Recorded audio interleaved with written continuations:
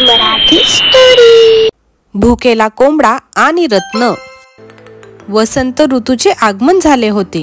सगळीकडे फुलांचे गुच्छ बहरले। फळझाडांना फळं लागलेली होती। फुलाफळांचा गंध सगळीकडे पसरला होता। निसर्गातील या चैतन्यात एका कोंबड्याला मात्र भूक लागली होती। सकाळपासून त्याच्या पोटात अन्नाचा एकही कण नव्हता। पोटात 2 घास गेले की भुकेचा वणवा विझतो, पण वेळीच काही खाल्लं नाही की पुन्हा भूक लागते। असा हा भुकेला कोंबडा घराशेजारच्या उकिरड्यावर अन्नाच्या शोधाकरिता आला।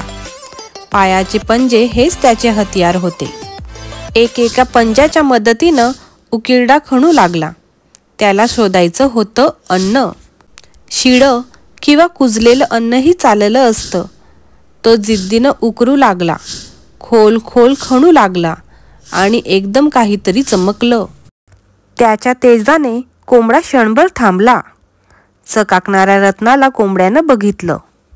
एक दीर्घ उसासा टाकत कोंबडा म्हणाला, अरे रे, हे रत्न माझ्या मालकाला सापडलं असतं तर किती आनंद झाला असता त्यांना। त्यांनी आनंद आणि उत्साहाने ते उचललं असतं। पण दुर्दैवाची गोष्ट अशी आहे की मला ते सापडलं आहे आणि मला त्याचा काहीच उपयोग नाही। लाख मोलाची रत्न माझी भूक कशी भागवणार? कोंबडा म्हणाला आणि पुन्हा उकिरड्यावर अन्नासाठी खणू लागला। तात्पर्य: एकासाठी लाख मोलाची वाटणारी गोष्ट दुसऱ्याच्या उपयोगाची नसली तर ती कवडी मोलाचीच ठरते।